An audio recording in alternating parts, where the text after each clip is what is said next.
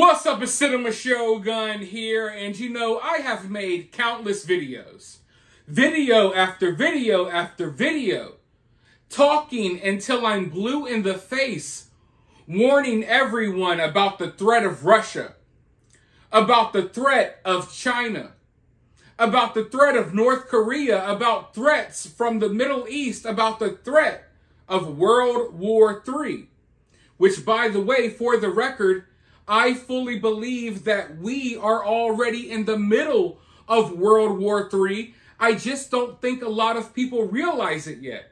And you know, when people were fighting during World War I and when people were fighting during World War II, they didn't know that they were in World War I. They didn't know that they were fighting in World War II until after the fact. That was something that was thought about after the fact.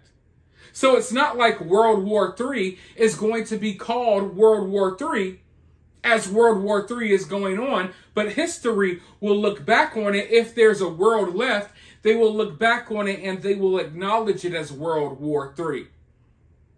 But you know, a lot of people get offended and a lot of people don't like my views on the war in Ukraine.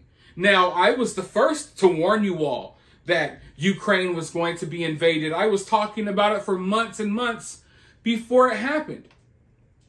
But I'll be the first to tell you that at this point, I don't think the war in Ukraine is benefiting Americans or America as a whole at all.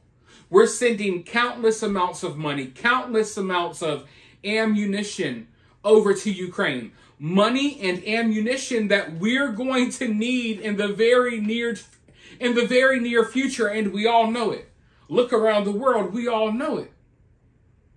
So, in many ways, the war in Ukraine is not benefiting us, it's hurting us. It's hurting us. Sending all of this money, sending all of this equipment, it's hurting us. But what it is also doing, which is what I've been warning people about for a long time, is our support of Ukraine in this conflict has driven Russia closer to China than ever. Russia and China have no business being as close to each other as they are now. And usually they wouldn't be. Usually, I'm not saying they are mortal enemies, but they're not, friends. They're definitely not allies. Their worldviews are different. There's no reason why we have allowed these two superpowers to come together so closely. When you look at the world, you know that there's a few superpowers. You know America is one. Then you have China, and you have Russia. These two countries, I don't want to say that they were necessarily always at odds or something, but they weren't tight. They were never tight. They are now. This war in Ukraine has driven them very, very closely together. China's looking at the war in Ukraine and they know they have a similar situation going on with Taiwan and various other islands that they're eyeing. They understand that even though they're very different, they have situations in front of them that are very alike. And they have common goals. One of those common goals is to replace us as the most powerful country, the most powerful military in the world. And watching these two superpowers work so closely together should be something that is alarming to everyone. To everyone, but everyone's asleep. No one wants to pay attention. But the world is turning. I know here in America, we're all caught up in our distractions. And listen, I am too, to a certain extent. But they're not distracted over in China. They're not distracted over in Russia. They know what the goals are. They know what the goals are. And they realize that they have a common goal. That's what's bringing them together. It's not because Putin likes Jinping. It's not because Russians love Chinese culture, because Chinese people love Russian culture. No, it's because they have a common goal: to defeat America.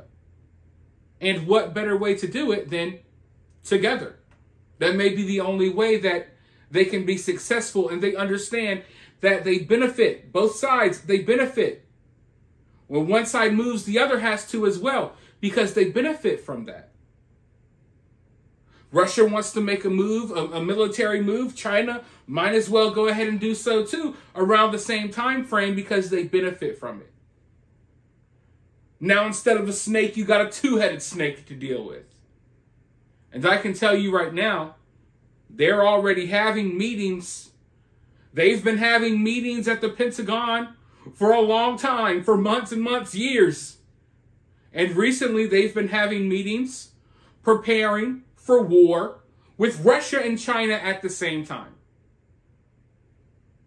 Literally, just, I believe it was, I don't quote me, but it was within the last few weeks they were having meetings about war with Russia and China at the same time.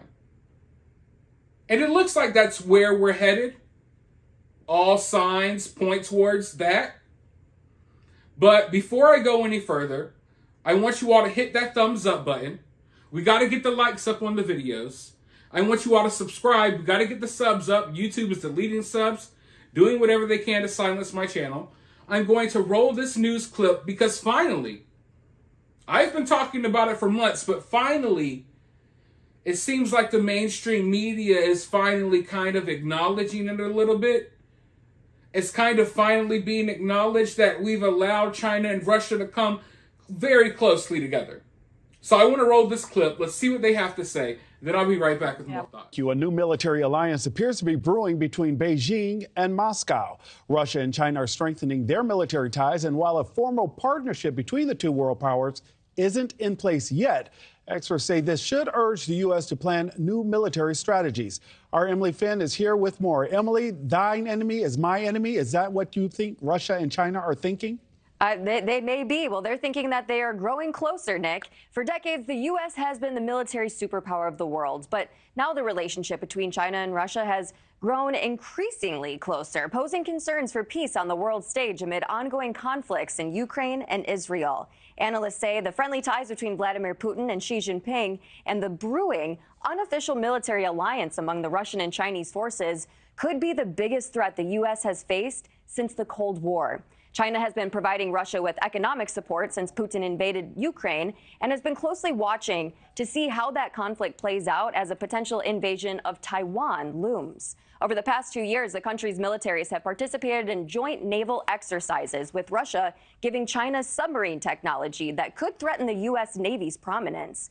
Putin announced in November Russia and China have also agreed to align on weapons development projects, further fueling their goal of becoming stronger than the American military. As a result, Congress urged the Pentagon this year to prepare for war with China and Russia at the same time. Although the authoritarian leaders have not signed a formal military alliance yet, retired U.S. Army Major General William Enyart says it's now clear that the goal from Xi and Putin is to take down the U.S. military might.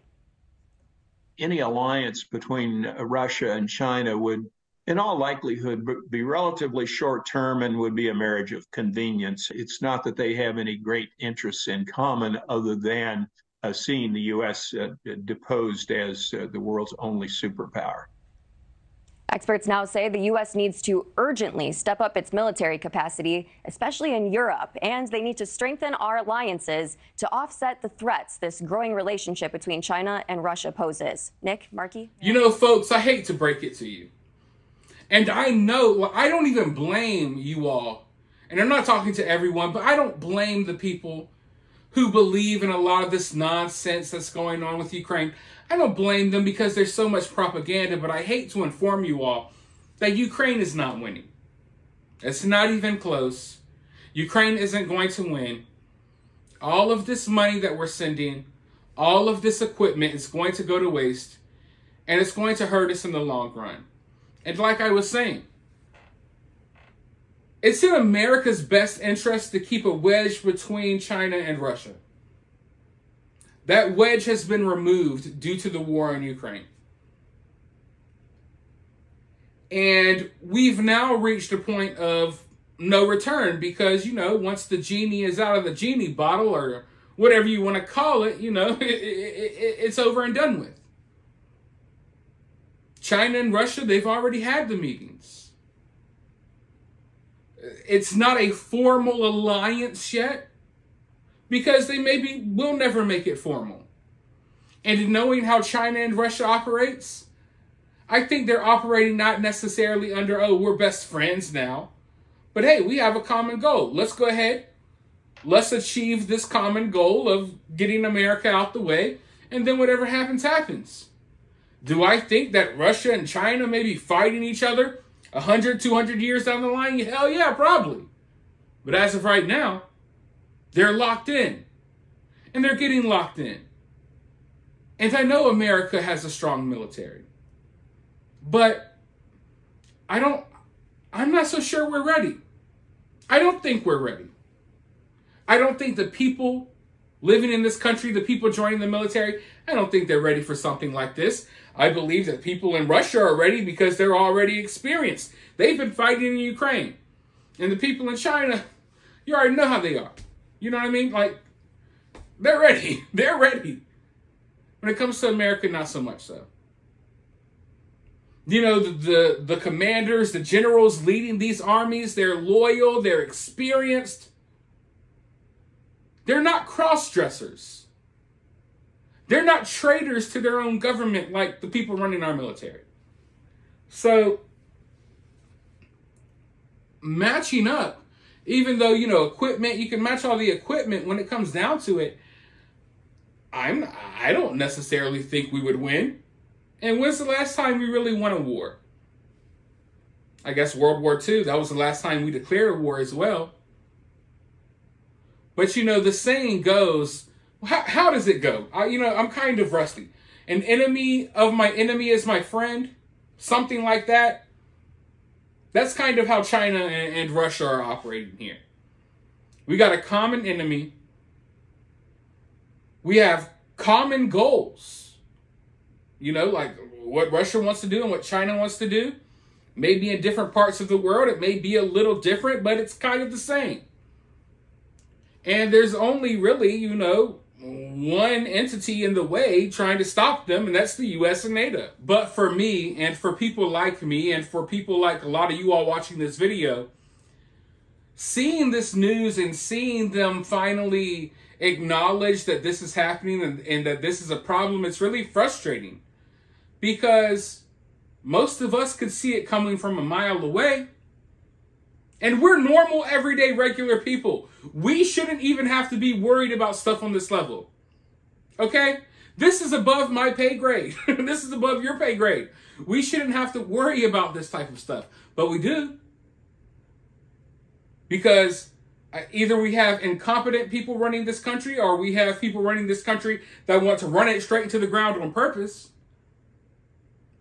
But this was obvious. It was so obvious. And, I mean, America is just setting itself up for failure constantly on every single freaking level imaginable. Every level imaginable. And it refuses to stop. It refuses to course correct. And you have to kind of start wondering why. What is really going on here? Because the decisions that are being made, and then now everyone's scratching their head, oh God, Russia and China, they're closer together. I wonder why. Obviously, we know why. The warnings were out there. Everyone knew this was going to happen. You still did what you did, and now you're sitting here acting as if we're supposed to do something about it. Now you got the military telling people, oh, sorry we kicked you out for not getting the jab. We need you back. Please come back. You know, we're getting ready for war. And it's funny in a bad way. Put it like that. But let me know your thoughts about this down in the comments below. While you're down there, if you're feeling generous, you can send a donation via Cash App. I'll have my Cash App in the pinned comment. Or you can donate via Super Thanks, or for totally free. You can help the channel in many ways. Liking the video, subscribing, notification bell, all that good stuff. And with that being said, I'll talk to you all soon. in the next one.